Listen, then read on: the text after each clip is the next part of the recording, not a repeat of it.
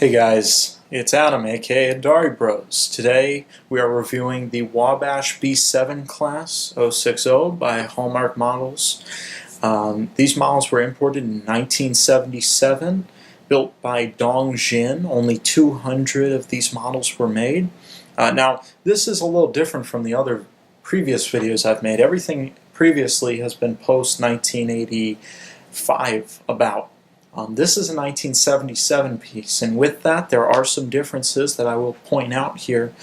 This one also is not mint like the other ones. This one's missing the bell, some small detail parts, but it certainly is a really nice looking engine. And I want to go into some of the details and show you guys what this little thing has to offer.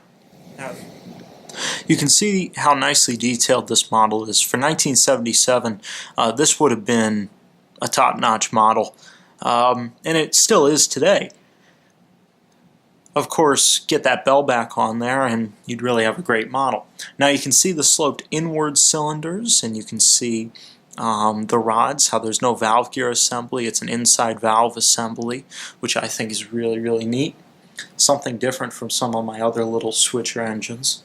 And you can see the little air tank and the sand dome and the steam dome.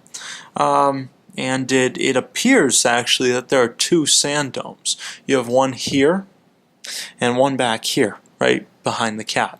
There's a generator or dynamo right behind that second sand dome.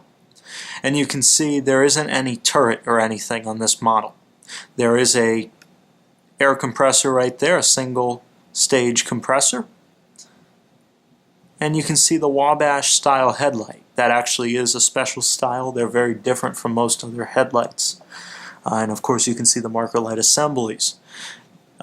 This I think is just a really neat little model, and just a fun little model, and not too expensive either. I think one of my favorite views of this engine is the tender. I really love the shape of it, how it has the cold board extensions so high up. And you can see that headlight again, and the walkway, just like on my little Penske A5S040. You can see in the cab there is no detail. And there isn't a drop plate, plate there either for a crew to walk across, but those are easy fixes. It's something that can be done. These do go up and down, the cab hatches. Let me just get a good grip, and you can see that. They come right back up. There goes the other. Really nice little model. Moving to the other side of the locomotive, you can see those inward sloping cylinders again, and the valve gear assembly. Some of the air lines that run under the cab, and just how nice the rivet detail is. Even though this was made so long ago, most stuff today really doesn't hold a candle to this. And I see I'm off the track there. Now, this one being made in 1977, it does not run quite as well as some of my other engines. But that's okay. You can always put a new gearbox on.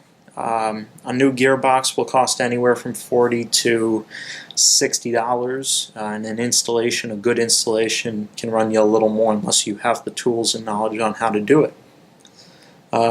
This model, once again, it's not as expensive as so many others. This one's actually in the very low, very reasonable range. This model can be had for about $150 to $200. I picked up this model in particular for $125. Really just an awesome little piece.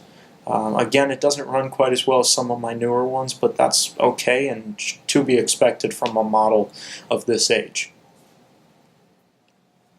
Finally, I'm going to run the little 060. Now keep in mind, this model was made in 1977.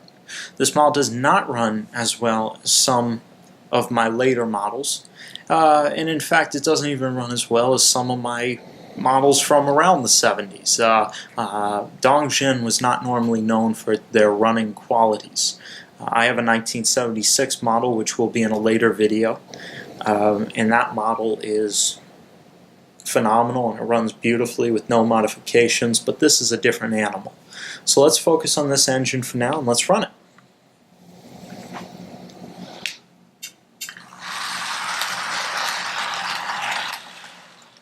It actually runs pretty smoothly, just a little louder.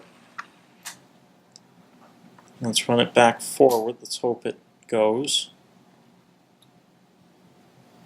Well, I'm going to cheat on this one a little bit, give it a tap.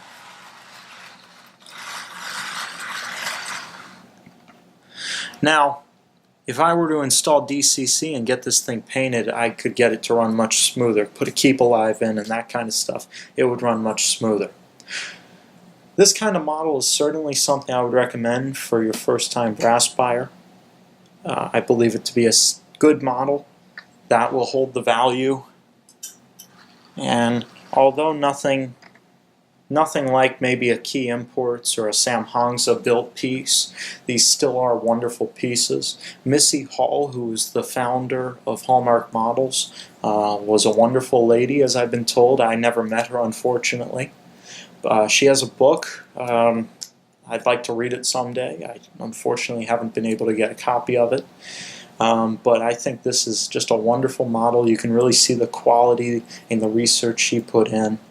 And of course, Wabash number 537 still exists and they're restoring it, so this is a perfect model to turn into that engine if you'd like. Anyway, I hope you guys enjoy this video. Once again, this is a nice, reasonable piece of brass, and I hope you guys enjoy it. See you guys in the next video.